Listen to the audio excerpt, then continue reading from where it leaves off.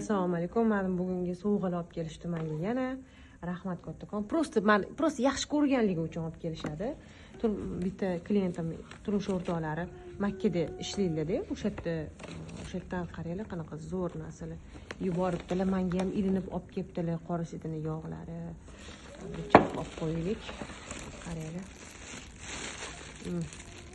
Mana olib kelibdilar. Eng qizig'ini qaranglar.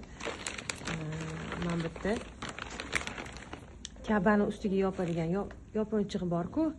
O'shandan voy, mashalloh. Hidini qaranglar buni, hidini.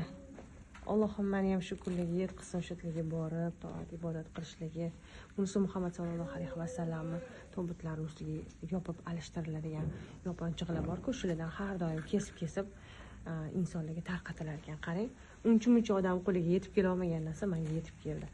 Men ham demak, men ham borishim kerak.